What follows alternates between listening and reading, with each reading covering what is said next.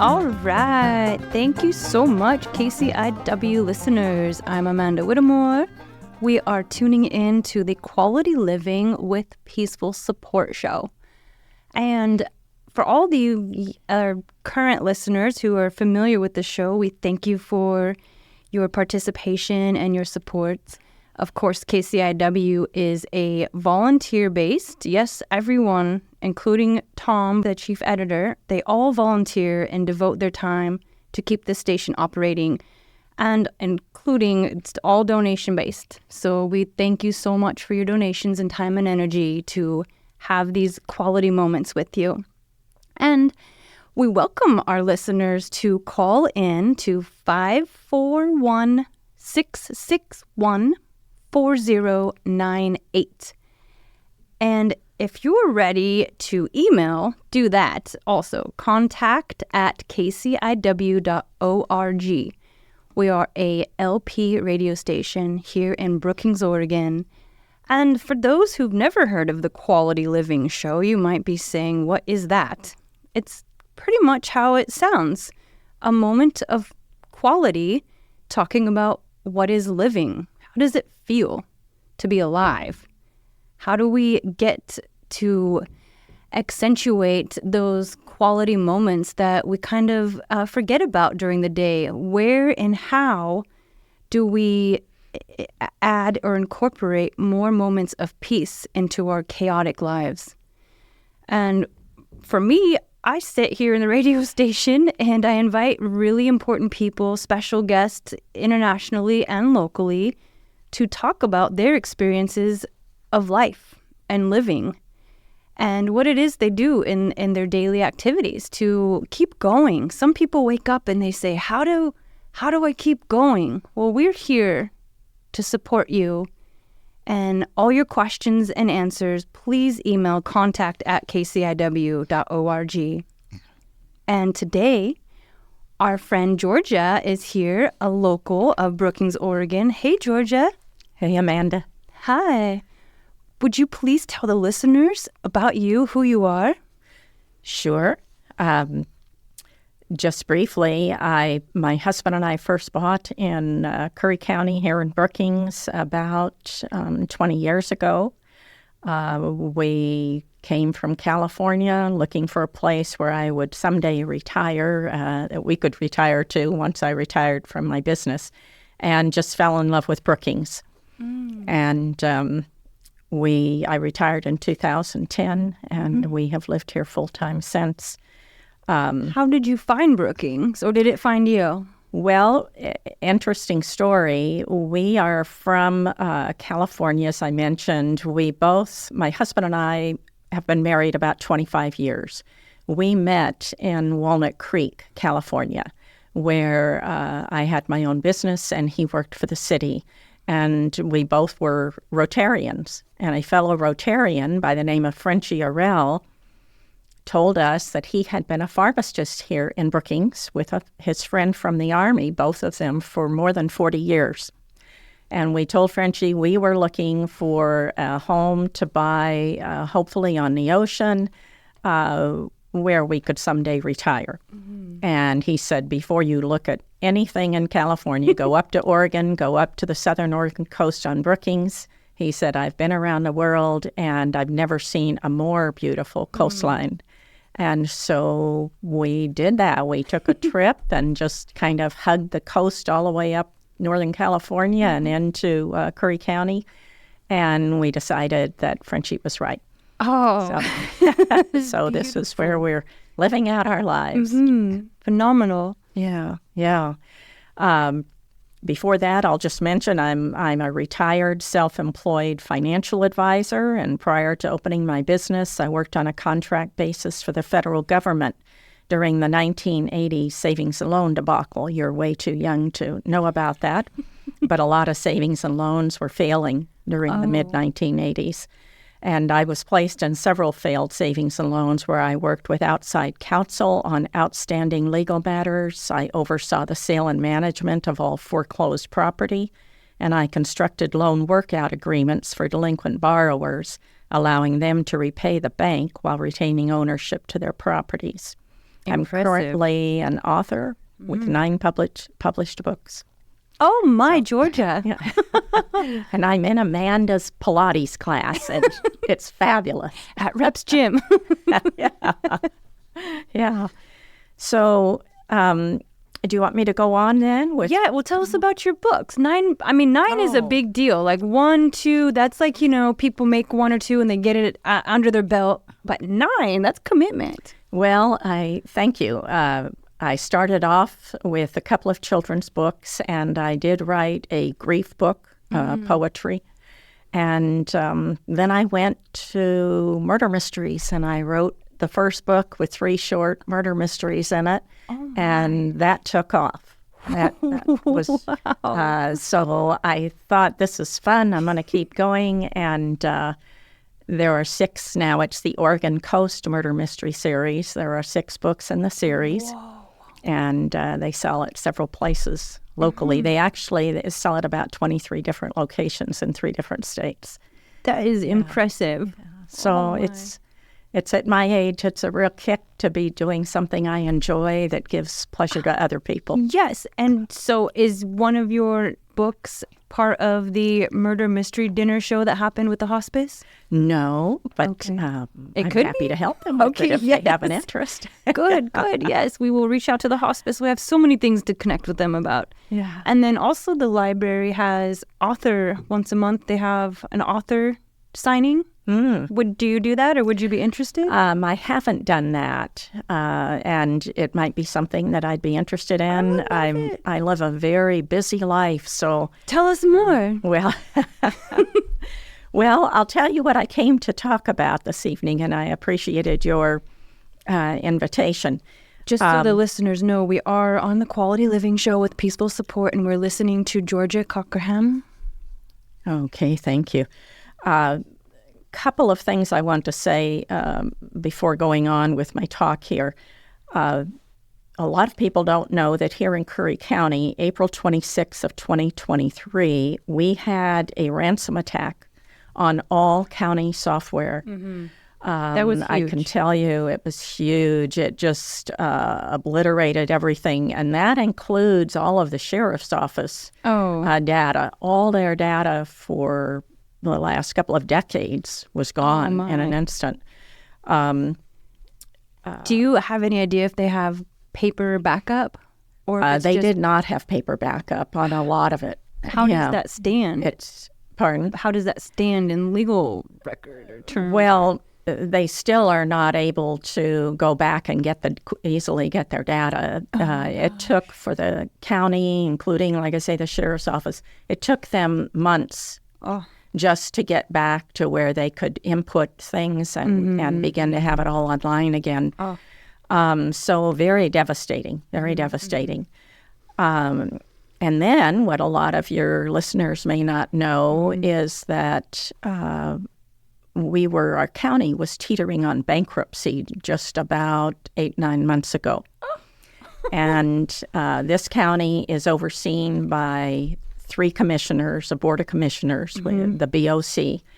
And they went about making cuts in personnel, both with county departments and with the sheriff's office, removing deputies, cutting deputies, without ever talking first to the county department heads and to the sheriff.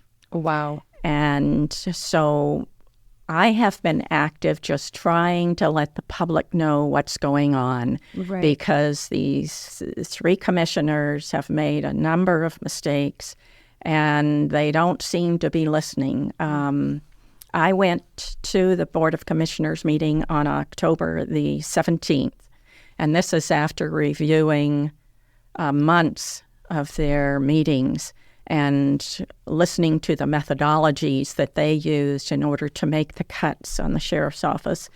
And huge mistakes have been made. And so what I'm going to read you is what I read to the 3 commissioners on October 17th. And then from there, I can go on to another document if you're interested. But my purpose is to, frankly, it's to let the public know These three men are running our county. None of them has the experience, the business experience, the professional experience to have made the decisions that they made. Right. And they don't seem to be listening to the other commissioners or the to the people. To the people. They've had a lot of people have come to the Board of Commissioners meetings and complained, frankly, about what's been going on and what they've done. So my main purpose is just to let people know this is what's happening. This is what I have said to the commissioners. Okay. And, everybody from there, the public can do as little or as much as they want to do to get involved. But at least I think it's knowledge. They need to know what's going on, just like they need to know about the cyber attack that happened. Completely. And that was almost hush-hush because it's kind of like an embarrassment. And you know what? We all make mistakes. Yeah. And it's to be honored and recognized and to learn from them so that other people can be protected, really. Yeah. Well, it's important to know that the data was just gone. Yeah. It was just amazing. They did not pay the ransom. And so, like I say, it took them months to get back on. Wow. But on October the 17th, then, I addressed the three commissioners. Also in the audience was the commissioner-elect. And also up on the panel next to the commissioners is county counsel. Mm-hmm. And he's as much a part of these problems as the commissioners are. So I'm here today to address one of three faulty methods used to determine what level of safety in this county the commissioners agreed was adequate, resulting in their arbitrary decision on the amount of funding they would make available for the sheriff's office. Although without any evidence of executive-level education, training, or experience, Mr. Alcorn, one of the commissioners, represented himself as having expertise sufficient to produce 50 law enforcement-related questions for the sheriff, all for the purpose of creating what Mr. Alcorn said was a metrics. Mr. Alcorn, read through the 50 questions at the May 31st Board of Commissioners meeting.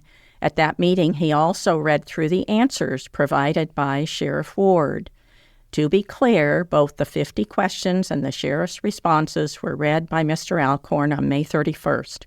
Mr. Alcorn asked the sheriff several times for clarification of answers provided, and either the sheriff or his captain explained. Mr. Alcorn then thanked the sheriff and stated that the valuable information provided was all that was needed. On September 19th, a few months later, Mr. Trost, another commissioner, stated that the Budget Committee had asked the sheriff for metrics and that the answers provided were incomplete.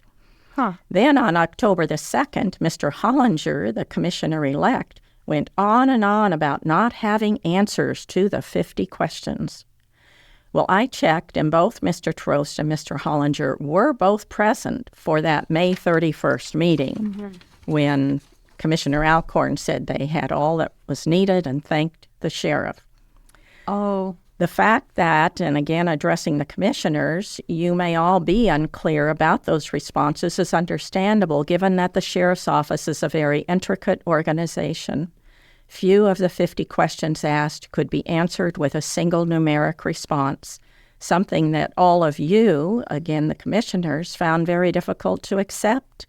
You wanted a metric, a word that has been repeated constantly since introduced by Mr. Alcorn.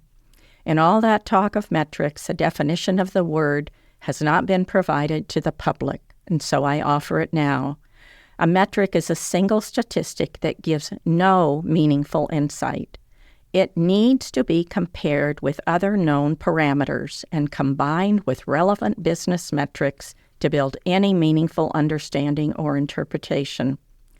You may recall the occasion when Mr. Alcorn questioned the sheriff about the county's violent crime rate, and the sheriff responded, compared to what? Illustrating the sheriff's understanding of the requirement for a parameter with which to compare the current number of calls in order to produce a meaningful metric. Mm-hmm. Throughout the course of these 5 months, you, and again I'm addressing the commissioners, have all heard the sheriff, his captain, and lieutenant provide multiple explanations as to how the sheriff's office operates and why a number of variables prevent them from providing a single numeric answer to those questions requiring more than a verbal response.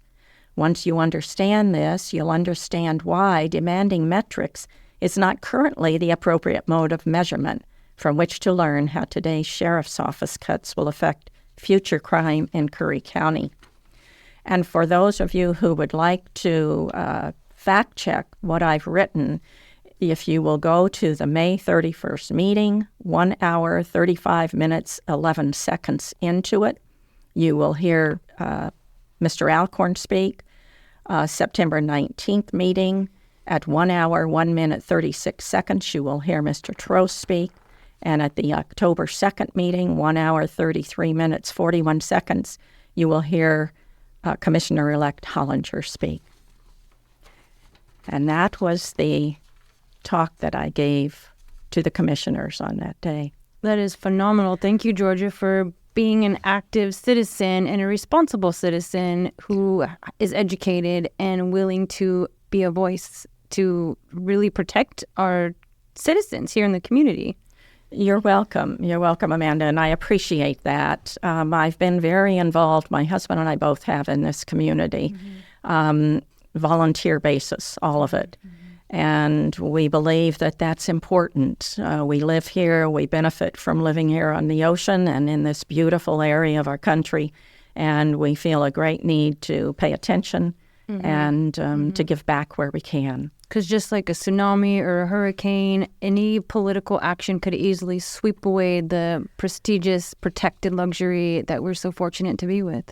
Absolutely. And already we are down to 2 deputies, and we've got 100 miles of coastline, 2 patrol deputies, and there have been numerous complaints and call-ins about crimes that have been committed in the counties, in the county areas. So there's a lot of people. Yeah, there's a lot of people being hurt by this, and there is money.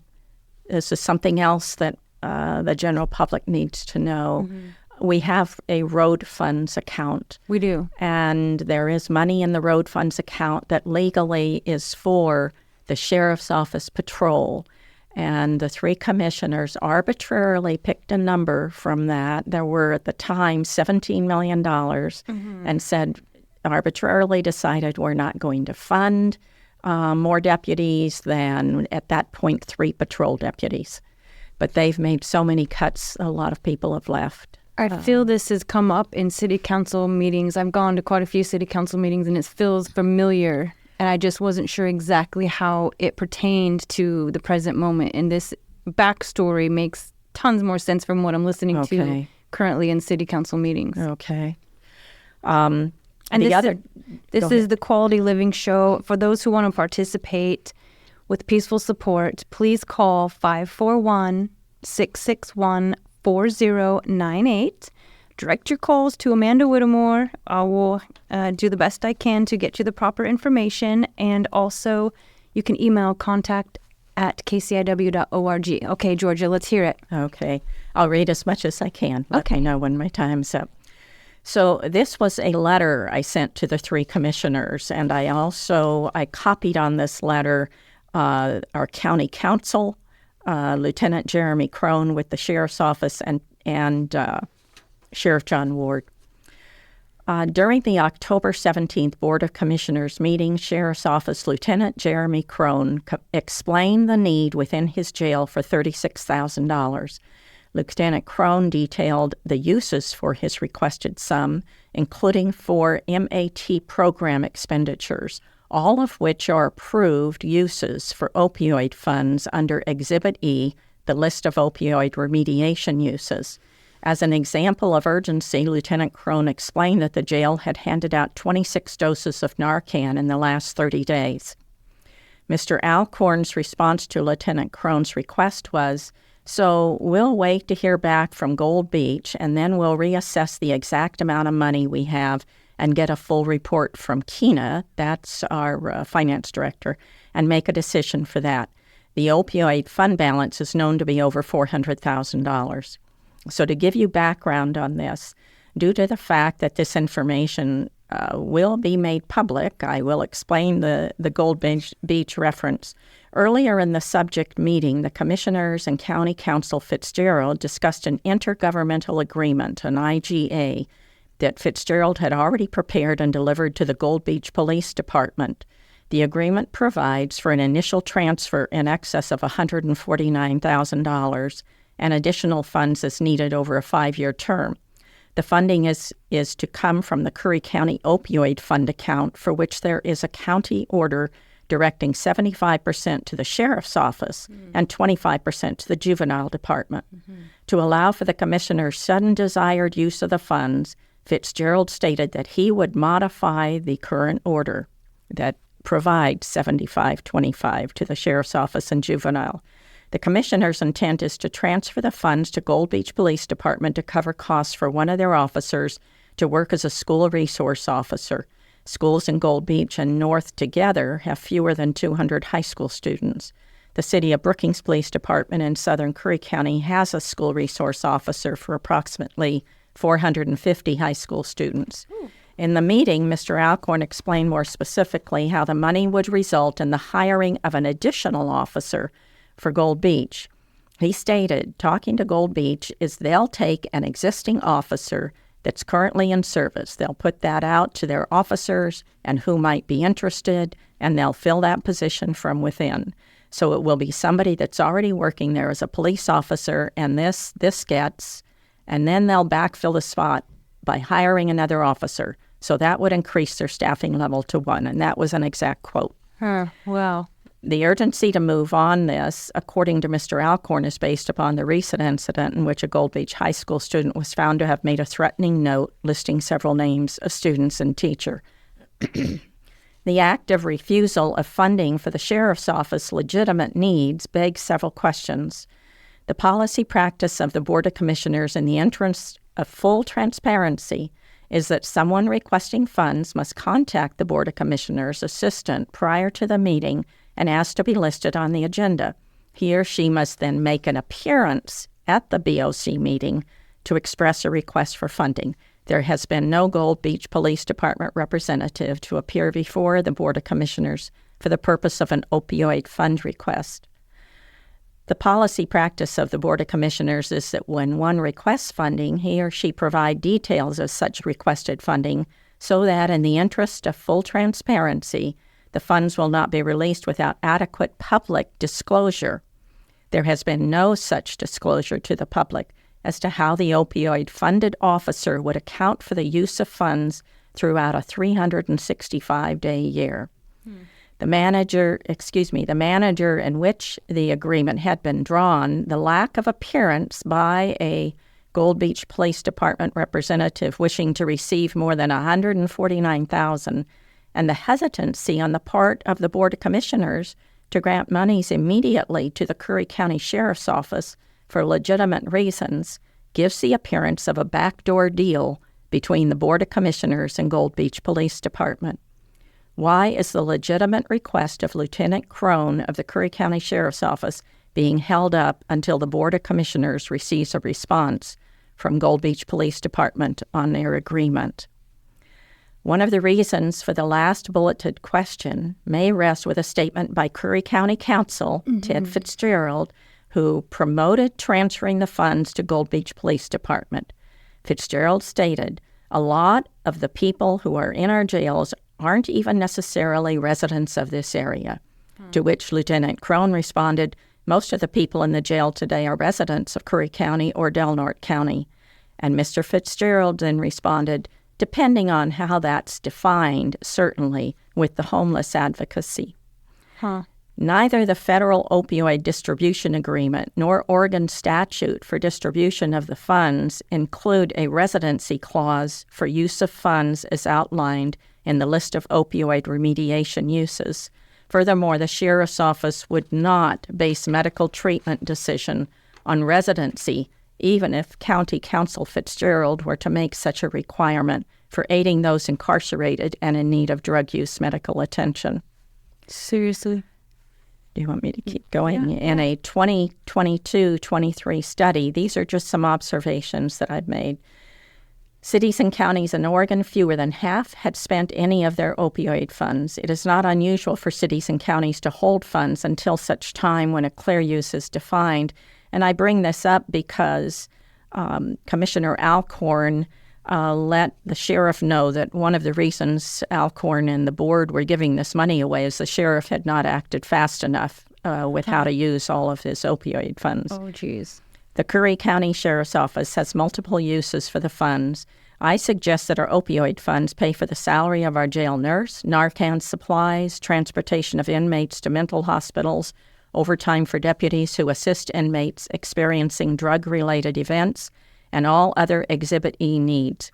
I suggest that the time involved talking to students in the Gold Beach schools does not equate to a full-time job, and that one or more volunteers be given training to provide education in school-based and youth-focused programs that discourage or prevent drug misuse. The cost of such training may be covered by the opioid funds. I appeal to the Board of Commissioners to immediately respond to our Curry County Sheriff's Office by answering Lieutenant Crone's request and releasing the opioid funds for the uses he described. I also request that before moving forward with your intergovernmental agreement, Lieutenant Crone be invited to provide a full use of the Sheriff's Office funding needs anticipated over the course of the next 365 days, and the representative of the Gold Beach Police Department be invited to a commissioners' meeting to detail how his school resource officer would use his or her time over a 365-day period. Thank you. This is the best ever because you present something that's happened, a alleged problem or a situation, and you give full detailed response and accountability of how simple the solution is and where is the justification, where is the enforcement. It comes from the people. It comes from us. If we're not paying attention, they're going to just swoop it away like a tsunami. You're exactly right. The commissioners have board meetings twice a month, and they have other meetings as well. And for anyone who's interested in knowing more, they need to come to those meetings. I plan to speak at the November 6th meeting about another faulty methodology that was used against the sheriff, and we'll speak at future meetings as my concerns elevate. We will follow up with accountability, and thank you, Georgia. Thank you, Quality Living listeners. Thank you for having me.